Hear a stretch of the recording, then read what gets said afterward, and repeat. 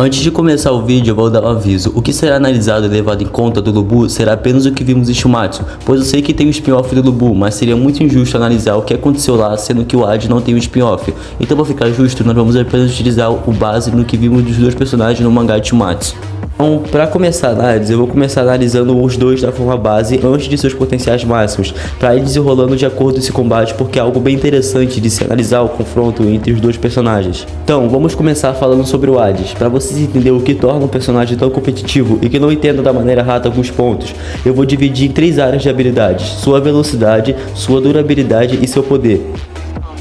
Quando falamos da velocidade do Hades, percebemos que o Hades não foca exatamente nisso como o Poseidon ou Zeus, mas não é como se o Hades fosse forçado a usar sua velocidade no round 7, visto que ele se tornou uma ameaça muito grande com seu poder no final, que quase derrotou o King, que como vimos, nem ao menos conseguiu sair da arena de pé de tanto dano levado pelo Hades.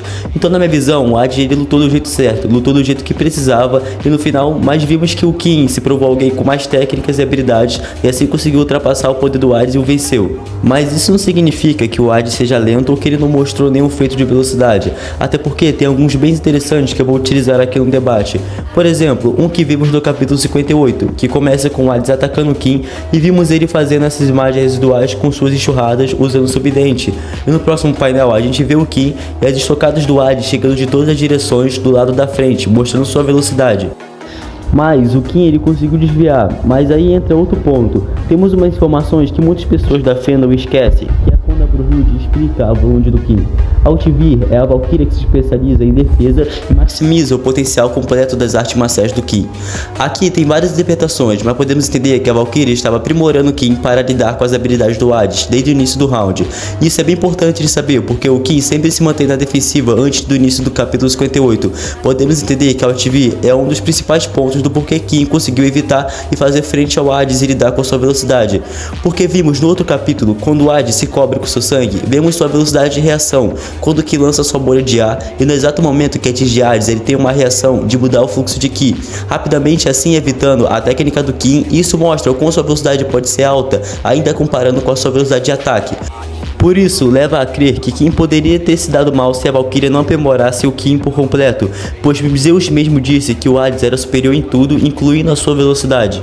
Agora, a velocidade do Lubu também vamos analisar, pois no capítulo 2, quando o Lubu consegue desviar do martelo do Thor e também ferir pela primeira vez o Thor, e a velocidade de ataque do Thor é tão alta que no seu flashback ele atingiu tão rápido os gigantes que o dano do ataque só veio depois do ocorrido. Assim vemos que o reflexo de Lubu e sua velocidade também pode ser alta.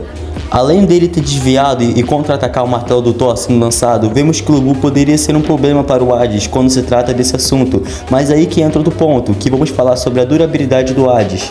Porque quando o Lubu tira o primeiro sangue de Thor, não é como se tivesse mudado algo a seu favor, não é como se Thor ficasse capacitado ou cambaleando naquele momento ou algo do tipo. Então, no início, eu não vejo o Lubu causando grandes problemas ao Hades, visto que ele se provou um tanque nesse quesito.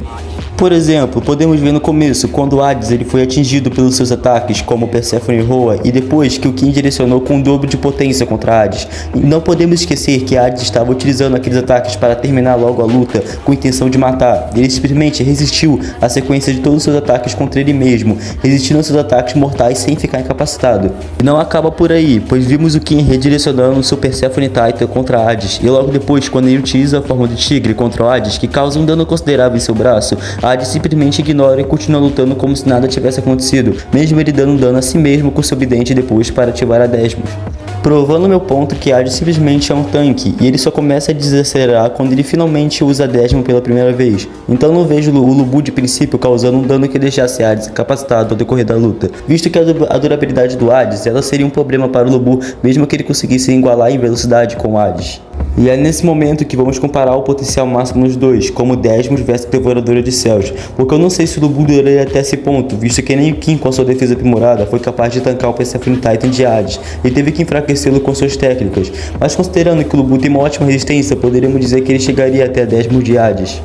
Chegando no ponto onde Hades com a Desmos e Lubu com a Era Vermelha iriam se encontrar, considerando que Lubu também ia levar um dano significativo, visto que sua Valkyria não aumentaria sua defesa nem nada. Então Hades conseguiu ultrapassar a defesa de King 3 vezes antes dele morrer, então seria um clash interessante, mas aí seria quem dominaria quem. Desmos contra a Devoradora de Céus do Lubu, mas ainda acho que Hades conseguiria derrotar Lubu nesse momento, visto que com a base em tudo que eu falei até agora.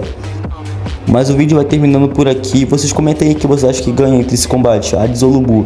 Eu particularmente acho que o Hades ganha, até porque o Hades, né, ele tem muito mais narrativa, mais feitos relativos no mangá. Então eu acho que o Hades ganha essa batalha. Mas vocês aí comentem aí o que vocês acham e o que vocês pensam sobre esse combate.